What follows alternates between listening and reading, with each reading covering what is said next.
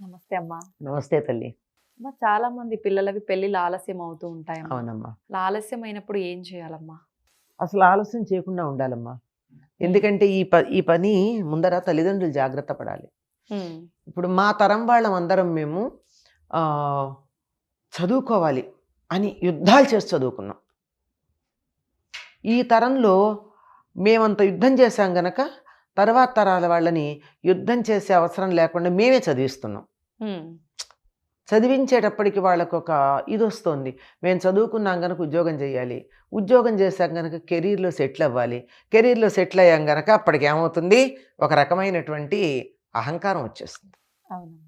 ఈ అహంకారం వచ్చినటువంటి అమ్మాయిలు కానీ, ఈ అహంకారం వచ్చినటువంటి అబ్బాయిలు కానీ ఎవరికి వాళ్ళు మా అంతటి వాళ్ళు లేరు అనేటటువంటి అభిప్రాయం కలిగి ఉంటారు కనుక వాళ్ళకి తొందరగా సంబంధాలు కుదరట్ల. ప్రతి వాళ్ళకి గొంతెమ్మ కోరికలు ఉంటున్నాయి.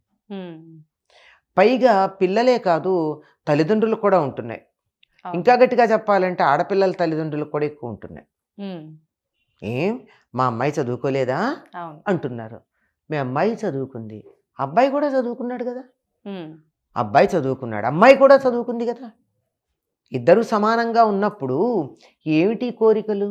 ప్రతి దానికి లెక్క. ఈ లెక్క ప్రకారం అయితేనే మేం చేస్తాం. లెక్కల ప్రకారం, లాజిక్ ప్రకారం సంసారాలు ఉండవు. లాజిక్ అన్నది సత్యం దరిదాపుల్లోకి తీసుకెళ్తుంది కానీ లాజిక్ సత్యాన్ని చూపించదు, దరిదాపుల్లోకి తీసుకెళ్తుంది, అంతవరకే. అంతేగాని అసలు సత్యం వేరే ఉంటుంది. ఏమిటా సత్యం? మనిషికి ఉండేటటువంటి ఇమోషన్. మనసు విషయం దగ్గరికి వచ్చేటప్పటికి ఈ లెక్కలన్నీ ఎక్కడికో వెళ్ళిపోతాయి. నేను చాలా బింకంగా ఉంటాను, మాట్లాడను, బిగుసుకుపోతాయి. ఇన్ని అనుకున్న వాళ్ళు ఇష్టమైన పదార్థం అక్కడ పెడితే తినకుండా ఉండడం అన్నది ఎంత లెక్క పెట్టుకున్నా కొంచెం కష్టమే కదా. కష్టమే. ఒక జిహ్వ చాపల్యాన్ని అణుచుకోలేని వాళ్ళు మిగిలిన విషయాల్లో ఎక్కడ చాలా గట్టిగా ఉండగలరు. అందువల్ల నియమాలు ఉండడం వేరు, నిబంధనలు ఉండడం వేరు. కొన్ని ఉండాలి కానీ వాటిని పట్టుకుని పాకులాడకూడదు. నియమ నిబంధనలు మనుషుల కోసం కానీ మనుషులు నియమ నిబంధనల కోసం కాదు. సాంకేతిక విప్లవం వల్ల నాలెడ్జ్ అందరికీ అందుబాటులో ఉంది కానీ అందరూ అన్నీ గ్రహించలేరు కదా.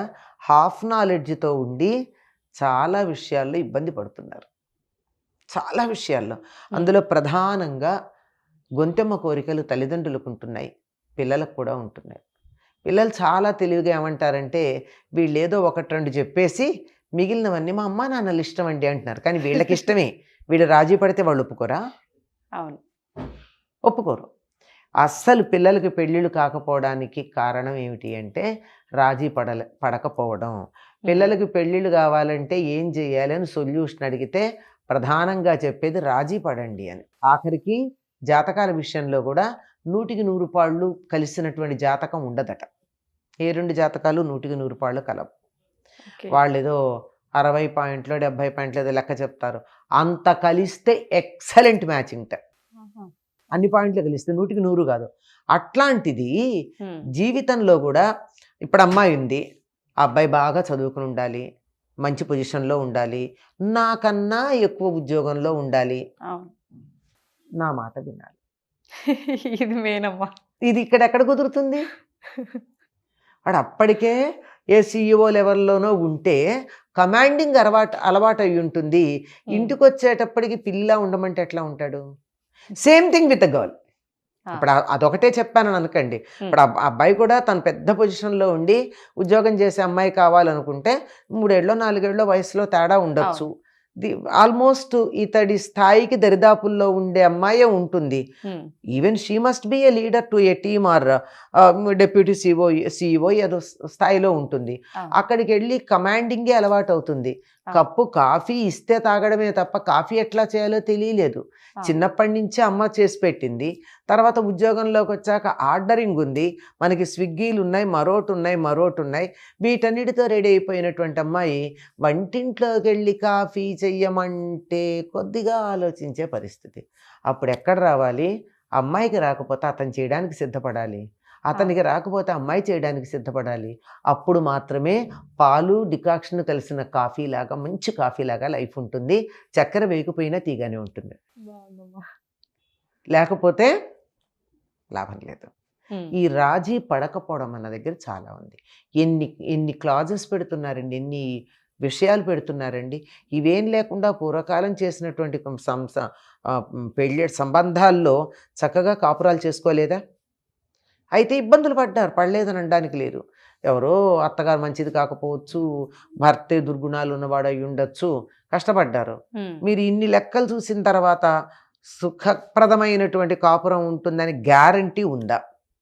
ఉమ్, నాకు తెలిసి ఎన్నో సంసారాల్లో number 1 in everything, 10th class, ఇంటర్మీడియట్లు, డిగ్రీ, ఐఐఎం టాపర్, జాబ్లో number 1, um, but he doesn't know how to behave with humans.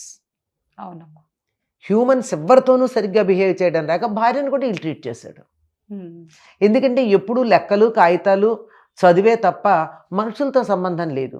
ఉమ్, మరి అట్లాంటిది ఇంతకన్నా ఏ సిగరెట్ తాగే అలవాటు ఉన్న భర్త కన్నా మానవత్వమే లేనటువంటి భర్త ఇంకా భయంకరమైనటువంటి వాడు కదా. అవును. ఎక్కడ రాజీ పడాలో తెలుసుకోవాలమ్మా. అన్నిటికీ రాజీ పడకూడదు. మళ్ళీ ఉమ్, అమ్మాయిలేమో అత్తమామలు ఉండకూడదని కోరుకుంటున్నారు, ఆ, అబ్బాయిలు కూడా దరిదాపుల్లో అట్లాగే ఉంటున్నారు, అమ్మా నాన్న వాళ్ళతో ఉండకూడదు అనుకునే. మరి ఇలాంటివన్నీ కండిషన్స్ పెట్టుకుని జీవితం సుఖంగా ఉండాలంటే కండిషన్స్ డామినేట్ చేస్తున్నాయి తప్ప ప్రేమ లేవు. ఉమ్, అందువల్ల సంసారాలు బాగుండట్లేదు.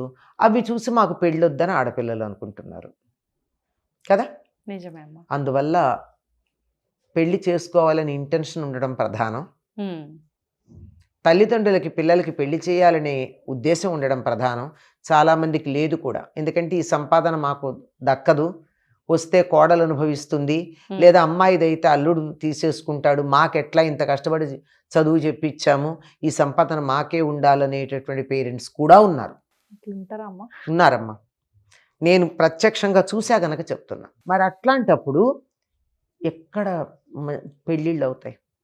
అందుకని తల్లిదండ్రులకి పిల్లలకి పెళ్లి చేయాలనే ఉద్దేశం ఉండాలి, ఉమ్, పిల్లలకి పెళ్లి చేసుకోవాలన్న ఉద్దేశం ఉండాలి. పెళ్లి చేసుకోవాలి అనుకున్నాక అన్నీ మేము అనుకున్నట్టే ఉండాలనుకుంటే కష్టం. ఉమ్, కొన్నన్నా తీసుకోవాలి. మనకి వరవిక్రయ నాటకంలో 4 కండిషన్స్ చెప్తాడు. ఏదో అందము, చదువు, డబ్బు, ఉమ్, ఆస్తి. 4. ఆవిడ ఉద్యోగం లేదు అప్పటి మాట. ఈ 4ంటిలో కాంబినేషన్స్ చెప్తాడు. అందము చదువు ఉన్నవాడు కావాలా, చదువు డబ్బు ఉన్నవాడు కావాలా, అందము డబ్బు ఉన్నవాడు కావాలా అని ఈ 4ంటికి పర్మిటేషన్స్ అండ్ కాంబినేషన్స్ ఎన్ని ఉంటాయో 11 ఎన్నో ఉన్నాయి అన్ని చెప్పి ఆయా కాంబినేషన్లను బట్టి దానికి అందులో కట్నాలు ఎక్కడ లెక్క చెప్తాడు వరవిక్రయంలో. ఆహా, ఇప్పుడు అక్కడ కట్నం లెక్క చెప్పినా కాకపోయినా ఇక్కడ కూడా మనం ఏమనుకుంటున్నాం? ఉమ్, చదువు దగ్గర రాజీ పడదామా, ఉమ్, ఉద్యోగం దగ్గర రాజీ పడదామా, అందం దగ్గర రాజీ పడదామా, ఉమ్, ఆస్తి దగ్గర రాజీ పడదామా? 4 ఉండాలంటే కష్టం. అవును. వీటిల్లో ఏ ఒకటో రెండో ప్రయారిటీ చూసుకోండి. ప్రయారిటీ ప్రకారం దానికి ప్రాధాన్యం ఇచ్చి మిగిలినటువంటి వాటిని పర్వాలేదులేని పక్కన పెడితే హాయిగా అవుతాయమ్మా పెళ్ళిళ్ళు. కానీ ఈ మొండి పట్టుదలల వల్ల అవటం లేదు. కానీ వాళ్ళకి అర్థం కాని విషయం ఏమిటంటే జీవితంలో ఏం కోల్పోయారో తర్వాత కాలంలో తెలుసుకుని బాధపడతారు, ప్రయోజనం లేదు. చాలా చక్కగా తెలియజేశారమ్మా. ధన్యవాదాలు.